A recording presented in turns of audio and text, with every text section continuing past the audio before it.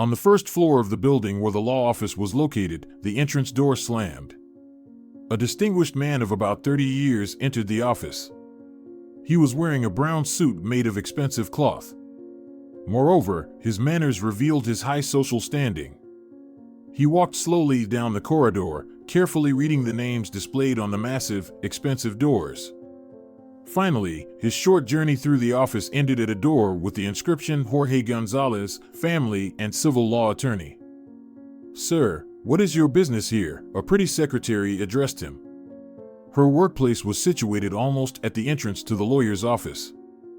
"Oh, I didn't notice you at first." "Good afternoon, miss," the stranger responded politely. "It's all right. I'm rarely noticed, since everyone comes here directly to see Senor Jorge, the famous attorney. Yes, he is a renowned lawyer who has never lost a case." "You're right. Credit must be given to his talent. Do you have an appointment?" The girl began to switch to a more businesslike tone. "Yes, Senor Jorge should be expecting me." "One moment." Adriana, the secretary, entered the office to check. "You may go in. He's expecting you," she said when she came back out. "Thank you," said the polite senor as he disappeared into the lawyer's office. The first thing he noticed was the numerous diplomas and certificates that literally covered the entire wall. This inspired confidence that he had come to the right place. "Come in, I've been expecting you," the lawyer offered the man a seat opposite him in a green leather chair. He also looked very distinguished, dressed in a white shirt, tie, and business suit. Such an appearance demonstrated respect for clients and set a businesslike tone for the conversation. "Thank you. I'm ready to hear you out." After these words, Rodriguez, the distinguished gentleman's name, began to tell his family story. It was painfully banal. A middle-aged widower married a young beauty in an attempt to regain his youth and feel happy again. Unfortunately, the young lady had completely different goals, deciding, as often happens in such situations, to live the high life at someone else's expense. Having obtained neither the first nor the second, Rodriguez decided to break the marriage. However, these intentions did not align with his wife's interests.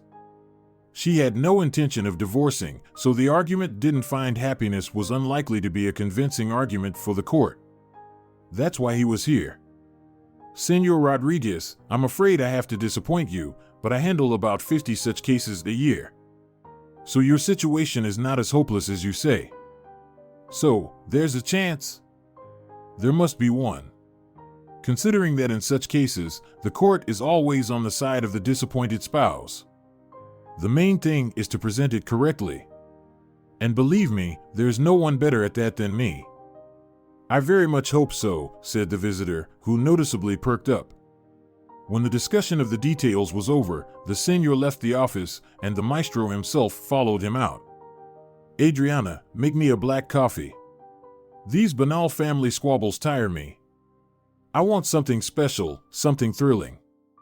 "Yes, it's hard to surprise you." Jorge nodded affirmatively and returned to his office. Adriana decided to take advantage of the situation and call her latest admirer. It's worth noting, she was immensely popular with men. Slim, with a model-like appearance, always in high heels, she drew attention. Her expressive, wide-open eyes and dazzling smile, which she bestowed on everyone without exception, even intrigued the most confirmed bachelor. And her office attire only added to her charm, making her even more attractive. "Guillermo, darling, hi. I miss you so much. These endless visitors exhaust me," she drawled into the phone, as mannered girls often do. "I want to relax. I hope you can help me with that." Judging by her expression during the conversation, the answer was satisfactory, and a pleasant evening awaited her. "You can't imagine how much I love this place." Adriana looked at her companion with a loving gaze, causing him to straighten with pleasure. They stood at the entrance to a restaurant she loved to visit. "Sweetheart, you know I'm willing to do anything for you, just to make you happy." After these words, the young couple entered and found themselves in a hall. It was styled in retro fashion. Low ceilings, white wall sconces, and small sofas created an intimate atmosphere. This was one of the best churrascarias in the city, where one could eat a variety of meats. Waiters brought different dishes directly to the table, and guests only had to choose something to their liking. For men, this was a real paradise where they could enjoy a juicy steak or churrasco. Adriana also belonged to the group of meat delicacy lovers, so she expected to get only the most pleasant impressions from the evening. They settled on a cozy sofa and began to choose dishes. A young waiter brought them various meat options, and they chose churrasco. "How did you know I love meat?" the girl asked her companion. "It wasn't hard. I just looked at your social media page." "Oh, you rascal. Now you know everything about me," Adriana wagged her beautiful finger at him. "We've been together for 6 months, and all I know about you is your name and where you work," Guillermo replied. The young man was good-looking. Just as handsome as Adriana, tall, slender but fit, about 25 years old. He had shoulder-length dark hair and atypical blue eyes for this region. "I didn't think you were so curious." It was noticeable that Adriana didn't like the idea of him searching for information about her on social networks. "Sweetheart, are you hiding something from me?" "No, Guillermo, of course not. I just don't like it when people try to find out details of my personal life behind my back." Adriana softened a bit. "Let's just have dinner. I'm terribly hungry." The young couple stopped their dispute and indulged in a pleasant dinner. "Adriana, a very important visitor is coming to see me today. Please, do not leave your workstation," Jorge said as soon as he entered the office. It seemed this meeting was very important to him. "Of course, sir," the secretary replied politely. She always took her task seriously, but the lawyer decided to remind her once more. This was typical behavior for a boss who wants all his subordinates to follow orders without question, especially for someone as renowned as him. His impeccable reputation was at stake, and it couldn't be compromised under any circumstances. Around noon, the very person Jorge had been expecting entered the reception area. Outwardly, he was quite unremarkable. Just an ordinary middle-aged man of average height. Except for one detail, he never let go of his black briefcase. This was typical behavior for people who have something to hide. "Good day. You must be the person Senor Lawyer is expecting?" the young lady inquired. "How should I introduce you?" "There's no need to introduce me. I am expected," the visitor replied rudely. Adriana stopped her questions and hurried to inform Jorge that the person he had been waiting for all morning had finally arrived. "Invite him in quickly." "No need for formalities," the lawyer said nervously. He rarely got this agitated. Usually, he was quite calm when receiving clients. His many years of experience and typical legal cases no longer excited him.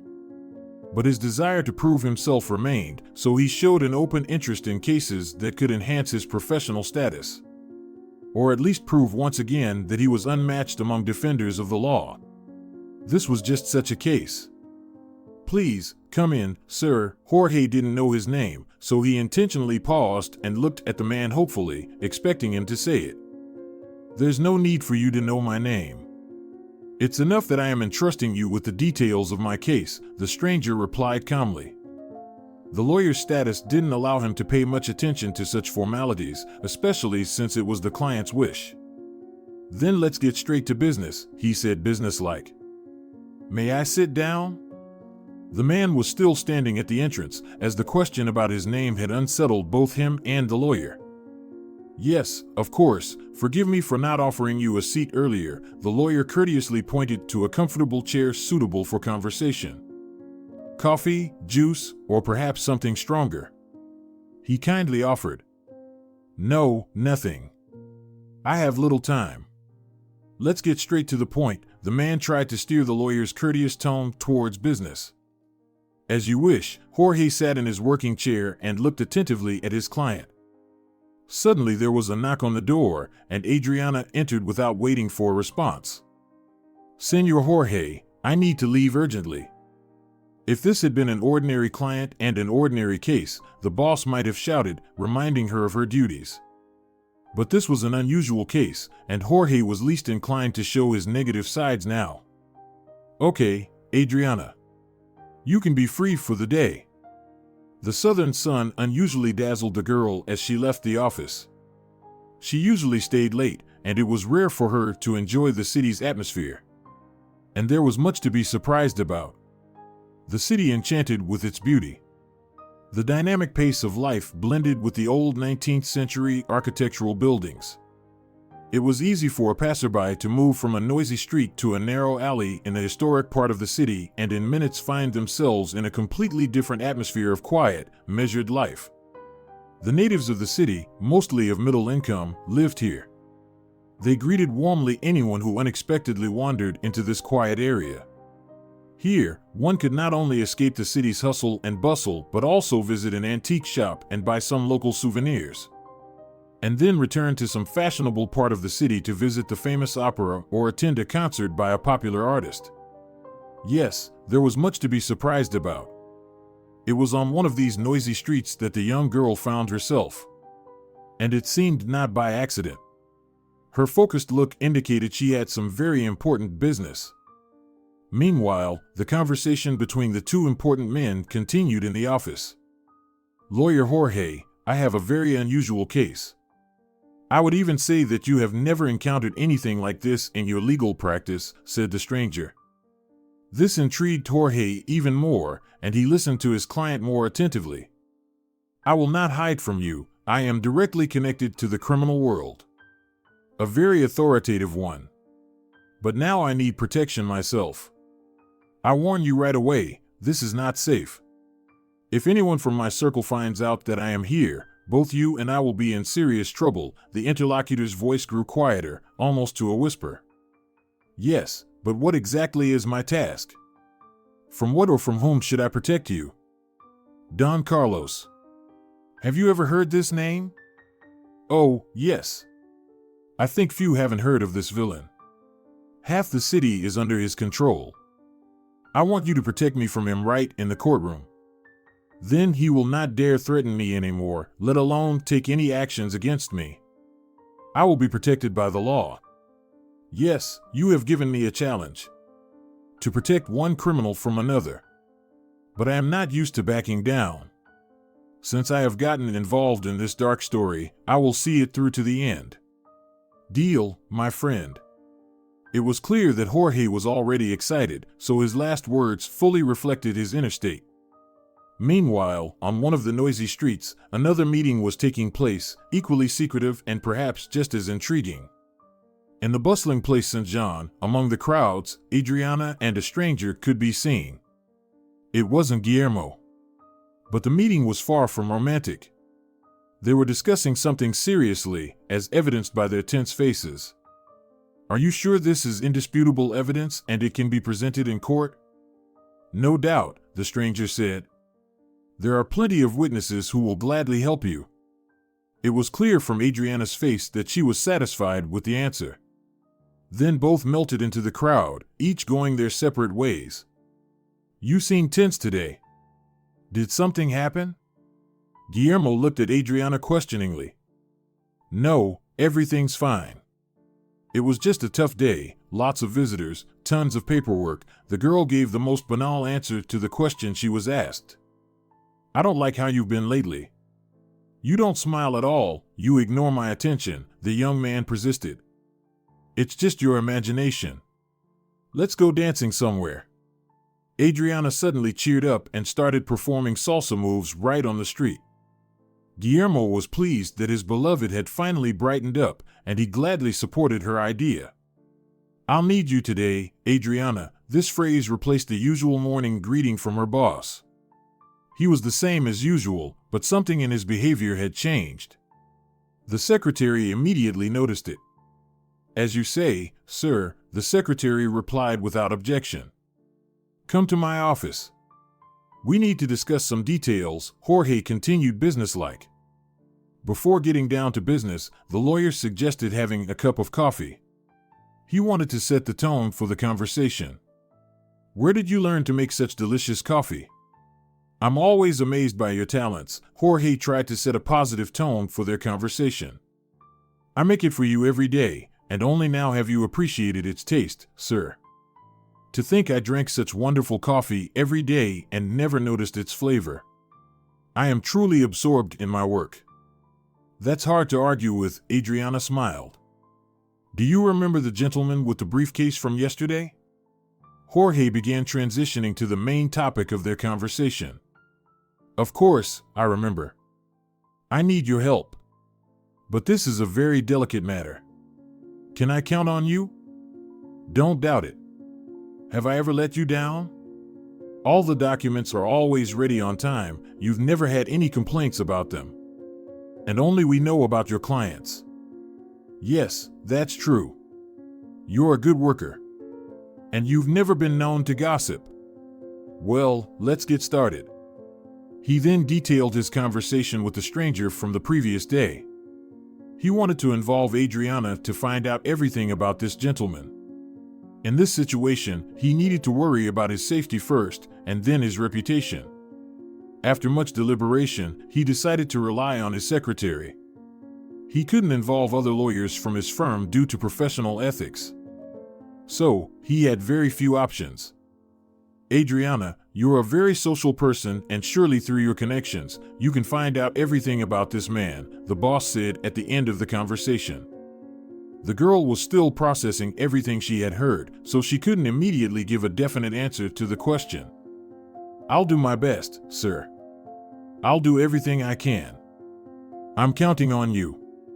My reputation is in your hands. That's for sure.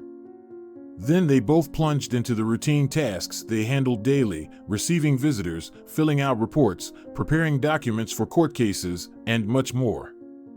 Through her channels, Adriana had no trouble finding out the name of this mysterious gentleman. His name was Victor Jairi. He had immigrated to Latin America from Europe. He was involved in smuggling, drug trafficking, and many other illegal activities on his home continent. And Don Carlos, from whom he sought protection, was trying to take control of his criminal business. Adriana reported all this to her boss. So, by taking the stranger under his wing, Jorge was taking a big risk. He was even more at risk by deciding to be his legal defender in court. But the desire for self-affirmation, pragmatism, and persistence prevented him from deviating from his goal. After learning more detailed and truthful information about his client, Jorge began developing a sound defense strategy. Adriana actively helped him with this. Finally, the day of the trial arrived. The courtroom had a very strict interior, which further emphasized the importance of the events taking place there. Everything was done in brown tones. In the center of the room was a massive table where the judge and his assistants usually sat. To the right and left were the places for the prosecutor and the defense attorney. Along the side wall was the jury box. Opposite the judge were seats for witnesses and spectators so they could see everything happening in the courtroom. There were especially many spectators that day. Everyone was eager to see how the two criminal authorities would clash and what the outcome of this battle would be. The prosecution, represented by Don Carlos and his numerous entourage, was a formidable company. Don Carlos stood out among everyone with his imposing appearance. He was unflappable. His face expressed calm and confidence in a favorable outcome. His gray hair and neatly trimmed beard made him even more unapproachable. He sat surrounded by his lawyers, who were well prepared for today's trial. Numerous witnesses, irrefutable facts, and evidence, they had been gathering all this for several months. So, they appeared as confident as their boss. On the other hand, Victor's defense consisted of only one person, which at first glance made his position seem very unstable compared to the opposite side. But that was only at first glance. Jorge Gonzalez himself shone like a polished medallion. He had found something that only he knew about. He hadn't even shared his courtroom strategy with Victor, as the latter still preferred to remain a stranger to him. Whose side would prevail, whose arguments would be more convincing, these questions were on the face of everyone present in the courtroom. All rise, court is in session. This phrase instantly brought order to the courtroom, and everyone fell silent. A man in a judge's robe entered. This was Judge Adriano, one of the most honest and incorruptible judges in the city. Don Carlos had tried to find ways to influence him, but he remained steadfast. So, Don Carlos had to assemble an entire team of lawyers to ensure his victory in this high-profile case. Don Carlos, you accuse Mr. Victor Jairi of creating obstacles for your business. Did I state your position correctly? The judge addressed the gray-haired man. Yes, Your Honor. That's correct. This man is engaged in illegal economic activities, namely smuggling, which creates problems for honest and law-abiding citizens like myself. After these words, the courtroom noticeably stirred. Everyone knew what a law-abiding citizen Carlos was. His record included hostile takeovers, disappearances of people, arms trafficking, and much more that could land him in jail for life. Sir, do you agree with the charges against you? The judge addressed the stranger. No, Your Honor. And I intend to defend my innocence, the European said confidently. I declare the trial open. These words marked the start of the trial and set the clock ticking, determining the fate of each side. First, the numerous team of prosecutors presented evidence that Victor was involved in smuggling. It seemed these facts would be indisputable and the case was just a step away from a guilty verdict. But the most interesting part was yet to come. We would like to call a witness whose testimony can be added to the case. It was now the turn for Attorney Gonzalez to speak. After these words, an elderly woman entered the hall, escorted by two people. It was evident that she was very old. Your Honor, my name is Lucia. I am very old and have nothing left to lose. I am completely alone in this world. This man, Don Carlos, took away my family, my only son, and my husband. What does this have to do with our case? One of the prosecutors interjected. Objection overruled. Please continue, Senora, said the judge. Thank you, Your Honor. My son owned a small business providing tourist services. We live in a southern city, so he had no shortage of clients, and the business was doing well. Until this man intervened, she pointed at Carlos as she spoke. It was clear he was getting nervous. The confidence he displayed at the beginning of the session was vanishing. He took over the business through a hostile takeover and got rid of my son to ensure he wouldn't be a bother. My husband tried to uncover the circumstances, but was threatened with the same fate. Now my husband is gone. He died after another heart attack, which he suffered while trying to find out where our son was. So I have no one left to lose, and that's why I'm here. Those are just words, nothing more. The prosecutors tried to downplay the growing tension. No longer. I have an entire audio archive containing numerous threats against my son and husband. I couldn't take the risk while my husband was alive. Please submit it as evidence, the judge said. The large entourage and Don Carlos himself noticeably wilted after this statement. They expected another blow from the defense. And rightly so. Following this elderly woman, more witnesses came forward, providing further evidence of his guilt. Finally, it was time for the triumph of the maestro himself, Senor Jorge Gonzalez. His speeches were always not only convincing but also eloquent. Everyone was eagerly anticipating this moment. And once again, he did not disappoint. Honorable Court, esteemed gentlemen. Today, I stand before you as the defender of my client, who is accused of a serious crime. My goal here is not just to prove his innocence, but to shed light on all the circumstances that led him to such a life. My client is not just a person with a name and surname, he is a person with his own story, feelings, and aspirations. He does not deserve to be judged solely based on the presented evidence. I ask you not to judge him by his appearance or the limited information provided by the prosecution. Look deeper, pay attention to the context and circumstances that may have influenced his actions. As you know, my client is from Europe. But what brought him to our continent? What forced him to leave his homeland, his family, and friends? Circumstances, you say. And you would be right. His elderly mother is forced to beg for alms at the church doors every day. In any weather, in rain and heat, she kneels, begging passers-by to help her sick granddaughter. And his wife dedicates every minute, every second of her time to their 5-year-old daughter, who is terminally ill. This is my client's daughter, who wants to live. And he, as a loving father, as a person ready to give everything for his loved one, is trying to save her fragile life here, on another continent. You can send him to prison. But along with him, you will deprive an entire family of the right to live. The daughter will die, followed by her mother and grandmother, who will lose any sense of purpose in life.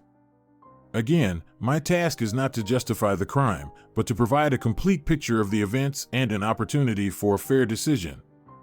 I hope your voice will be the voice of honor and reason, not of bias and prejudice. Thank you for your attention. After these words, the hall stood and erupted in applause. They were very prolonged, but no one attempted to interrupt them. A stranger looked at Jorge in bewilderment.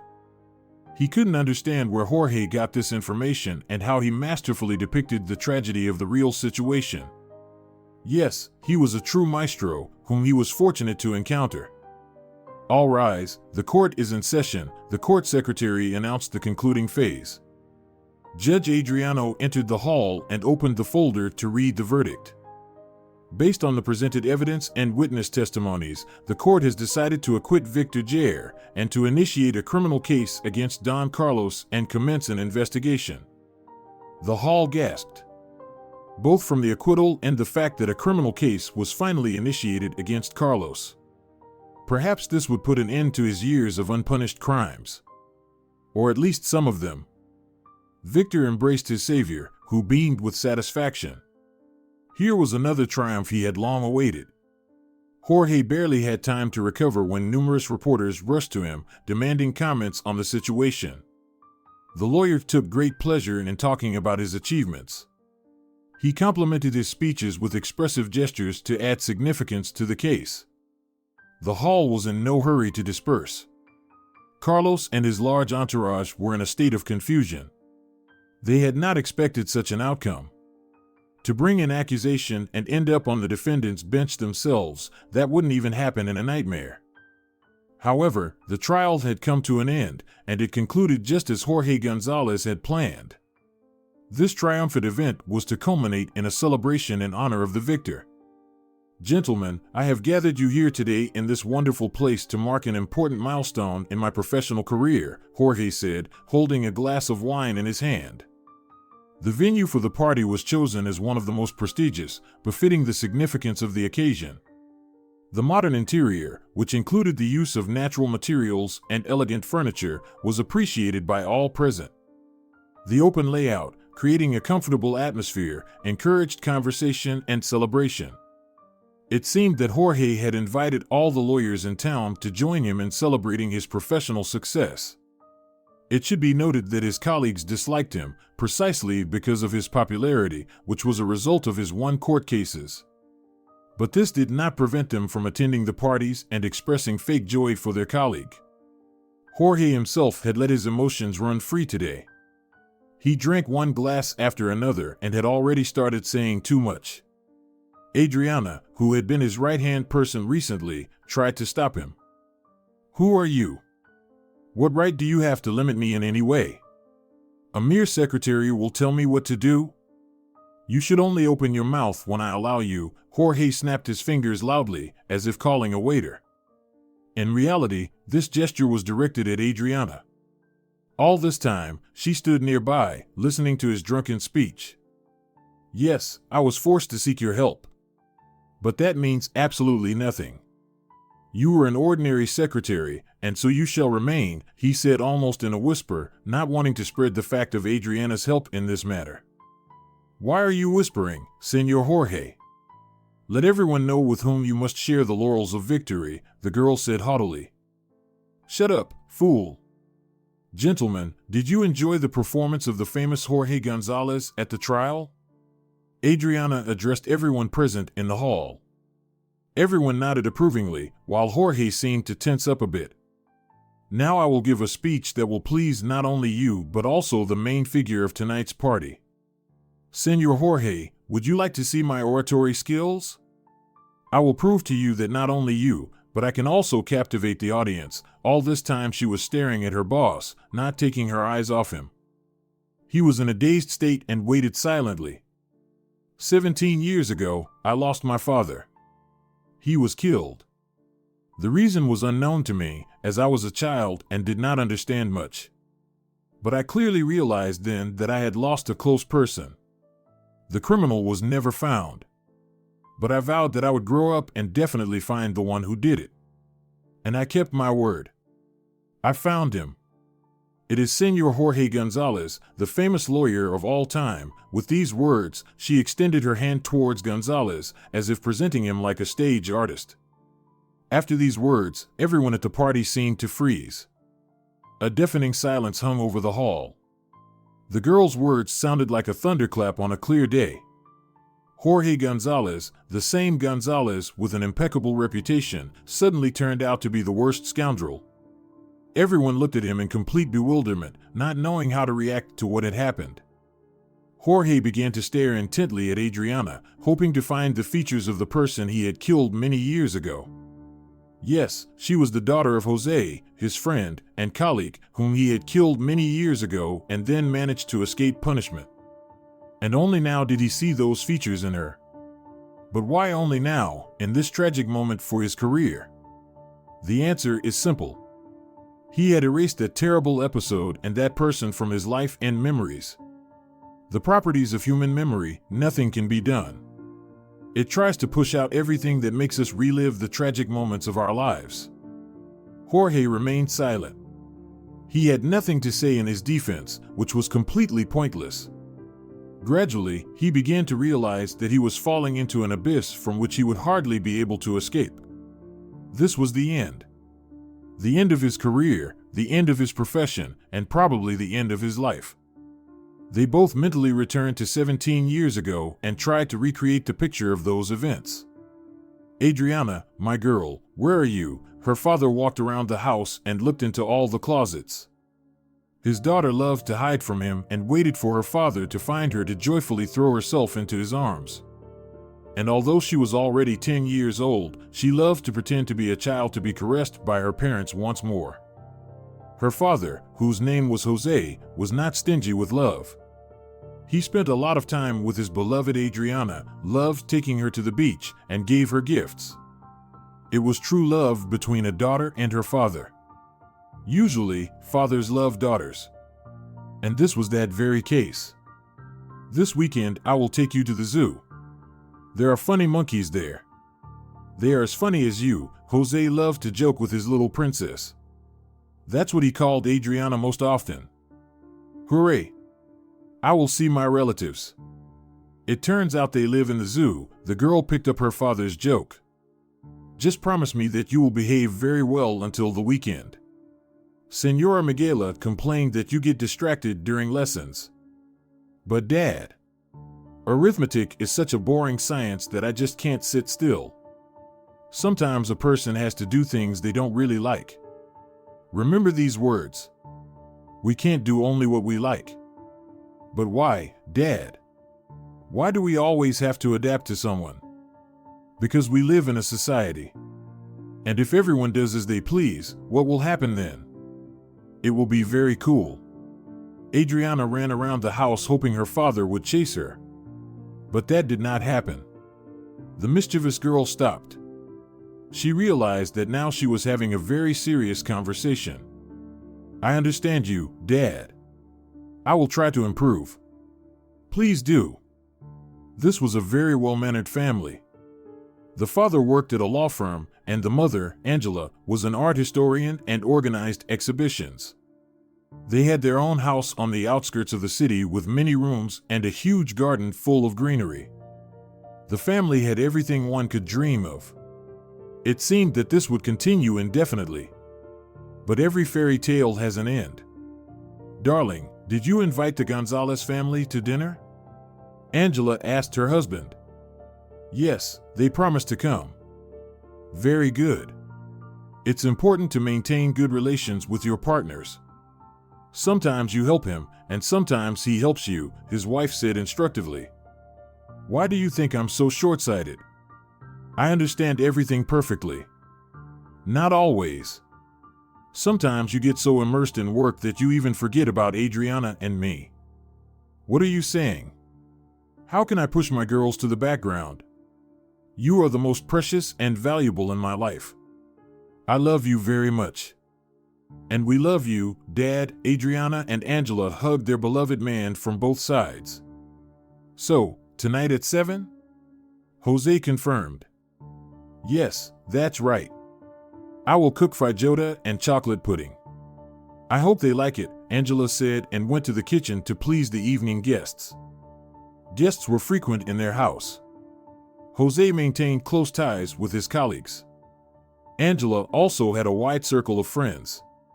Numerous girlfriends loved to visit this hospitable home, where they were always well-fed and any conversation was supported.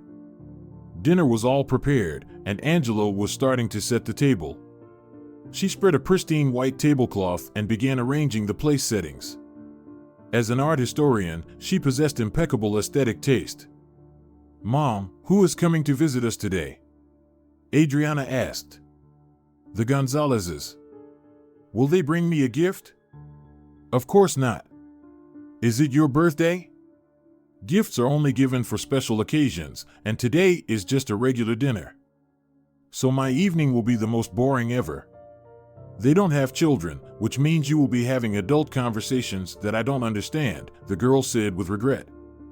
You can spend time in your room and not listen to what the adults are talking about, her mother advised. The doorbell rang, and Angela hurried to the door to greet the guests. Jose was already home, reading the evening newspaper with interest. He quickly put it aside to welcome their friends. Come in. We are happy to see you in our home, Angela said warmly and sincerely. Jorge and Maria Gonzalez, their good acquaintances, entered the house. They were a young couple. He was an aspiring lawyer, and she was a homemaker. Despite his age, Jorge was a knowledgeable and ambitious advocate. His wife Maria, on the other hand, was very gentle and fully dedicated herself to household chores, creating a cozy nest for their family. She also dreamed of having children. Not until I get on my feet, no children. They are just a bunch of problems. Besides, I'll have less time for work, was her husband's firm and unyielding stance. Maria could only wait for the moment when her husband would finally reach the pinnacle of his career and agree to have children. Oh, how naive she was in her expectations. The young couple entered the house and settled in the living room. Jorge, Maria, I am very glad to see you in my home, Jose came out to greet the guests. What a beautiful house you have. Everything is done with taste and love, Maria remarked. The house was indeed very comfortable. Pastel tones, white furniture, and an abundance of light filled it with warmth and coziness. The walls were adorned with paintings by famous artists, showcasing various genres and styles of painting from at least the last 3 centuries.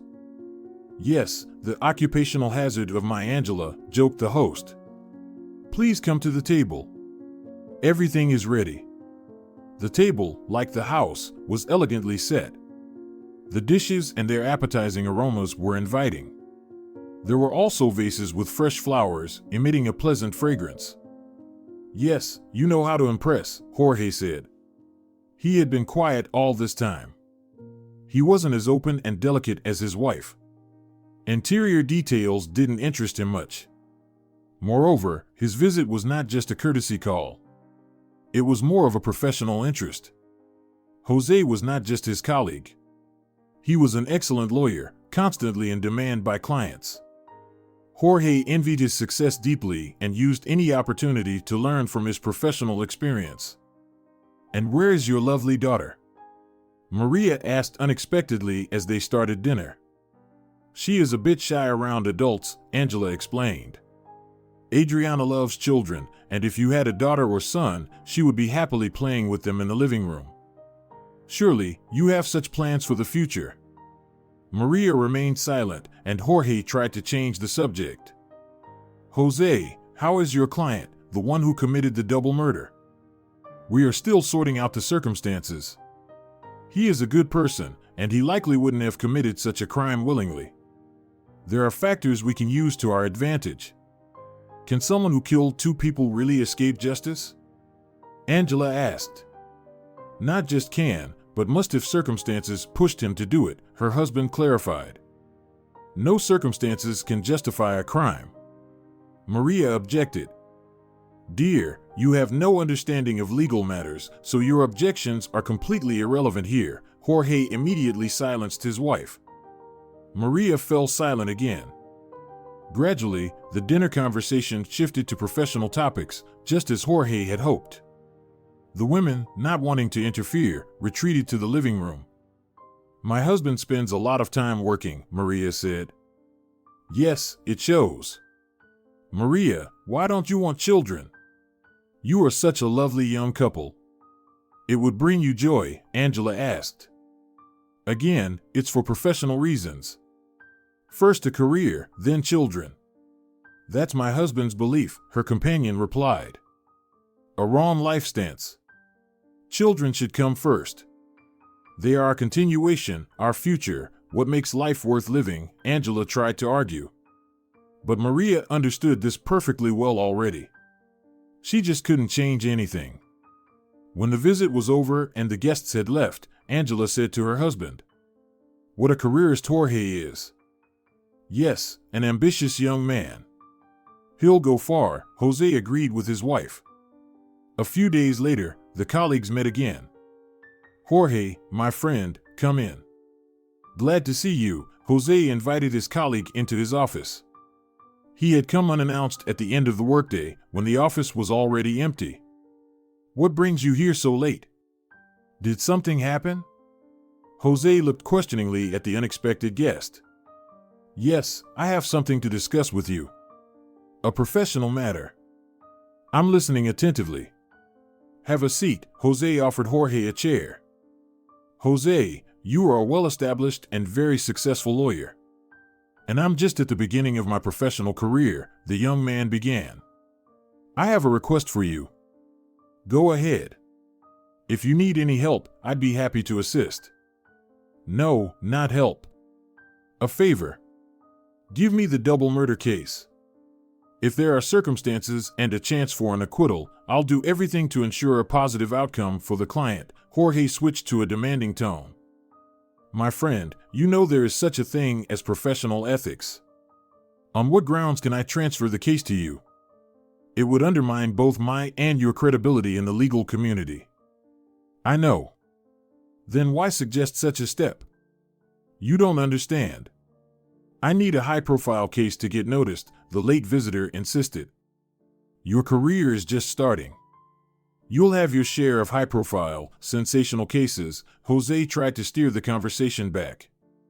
But Jorge's face showed he was resolute. Who guarantees that I'll get such cases? And when? Wait a lifetime? This is a chance. No. That's my answer. At that moment, the enraged Jorge lunged at his colleague and tried to grab him by the throat. But the other man was stronger and managed to push him away. Jorge was relentless. Like a predator, he lunged at his victim again and once more, unsuccessfully. Realizing that he couldn't overpower him easily, he grabbed a heavy object from the table and, in desperation at his failure, tried to throw it against the wall. But he hit Jose instead. Completely by accident, with no intention of causing harm to his friend. Jose fell, and a trickle of blood flowed from his head. Jorge was stunned for a second, then ran to the fallen Jose. He wasn't breathing.